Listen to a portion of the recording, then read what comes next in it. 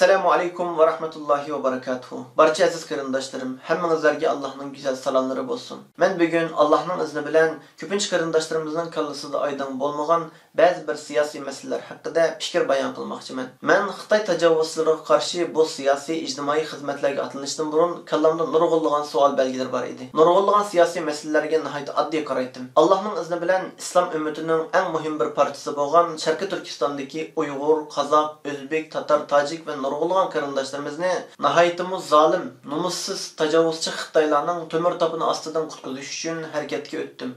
Ve shundan keyin o'zimni zulmatdan va qorong'ulikdan qutulib yorug'likka chiqqandek nihoyat xotirjam va xushal his qildim.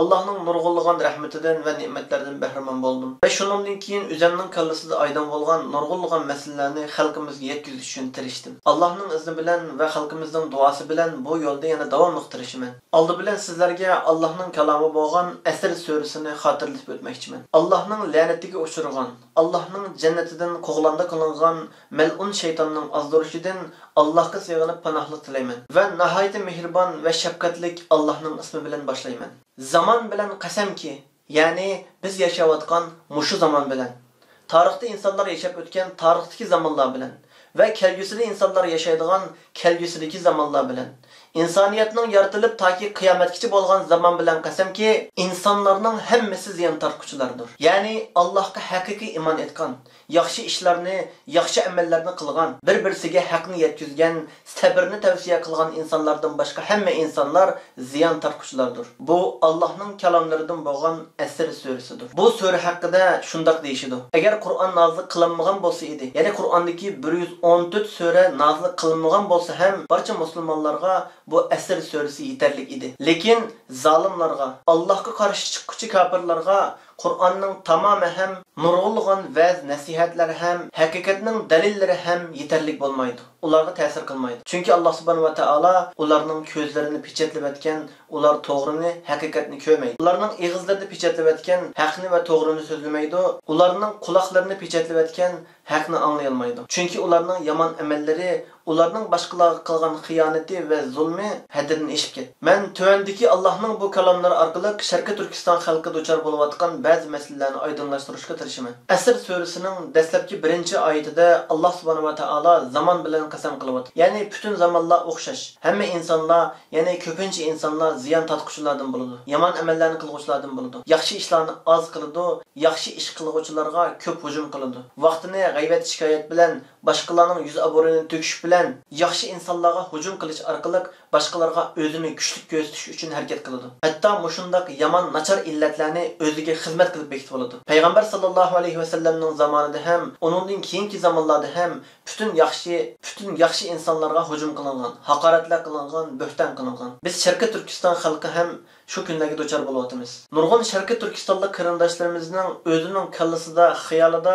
o'zi arzu qilgan, o'zining mijat xarakteriga mos keladigan bir Sharqiy Turkiston liderini arzu qildi. Bir Sharqiy Turkiston tashkilotini arzu qildi. Ammo hech bir lider va yoki hech bir tashkilotni zavodda o'zimiz o'ylagandek yasab chiqarib olmaymiz. Alloh subhanahu va taoloning biz Sharqiy Turkistonliklarga ne'mat qilib bergan, bizga yo'lboshchi, yetakchi, Xitoyga bo'lsa dushman qilib abatgan iqtidorli qarindoshlarimizga yer yo'lakda bo'lish, jasur va sabit qadam bilan turadigan, payg'ambar axloqiga ega bo'lgan, boshqalarning yuz obro'ylariga daxldorlik qilmaydigan, boshqalarni haqorat qilmaydigan, boshqalar haqorat qilsa ham, malomat qilsa ham ularga qarshi harakat qilmaydigan, so'z qilmaydigan, sabr qilguvchilardan bo'lgan, o'zining atrofini yaxshi kishilar bilan, solih kishilar bilan, diniy olimlar bilan, ustozlar bilan, iqtidorli pishib yetilgan doktor, professorlar bilan, Sharqiy Turkistonning yosh jasur yigitlari bilan, xonim qizlari bilan mustahkam bir Sharqiy Turkiston sifa hosil qilgan yaxshi insonlarga ergashishimiz, ularga yordamda bo'lishimiz, ularni yordamsiz tashlab qo'ymasligimiz kerak.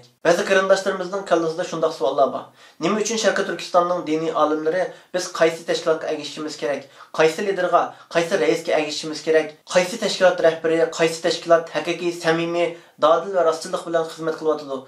Dini alimlerimiz şunu bizge aydınlaştırıp beriş gerek dep oylaydı. Ameliyatda birer rastçıl, samimiy dini alim veya ki yaxshi bir kishi birer tashkilotning yaxshi gapini qilsa, bizga to'g'ri bo'lgan bir tashkilotni veya ki raisni ko'rsatib qo'ygan vaqtda uni tarafvoz, foyda manfaatga setilgan va undan boshqa nurg'unlagan haqoratlar bilan ayblaymiz. Amaliyotda haqiqiy ko'zi ochiq bo'lgan, tafakkur qila oladigan normal bir inson Sharqiy Turkiston diniy olimlarining, ziyolilarining va barcha yaxshi kishilarning bo'lganligini aniq va ro'shan ko'ra oladi. Bu sababda bu qo'shinda Allohga haqiqiy iymon etgan, sabit qadamlik, rostchil kishilar mustahkam tura oladi. Qalbida fosiqlik kisli bo'lgan insonlar har doim g'aybat shikoyat bilan, boshqalarga bo'xton chaplash bilan, boshqalardan ag'rinish bilan vaqtini zoya qilib o'tadi va shundaq so'rovlarga qatnashadi. Va ana shundaq yomon ishlar, yomon so'zlar bo'layotgan, g'aybat shikoyatlar ilib berilayotgan shu so'rovlarda to'g'rini to'g'ri, xatoni xato deyolmaydi. O'zining shaxsiy g'arzi, shaxsiy tushunchasi mos kelmaganligi uchun boshqa kishilardan ag'rindi, bo'xton chaplaydi. Yaxshi ishlarni, yaxshi amallarni qilguvchilardan ag'rindi.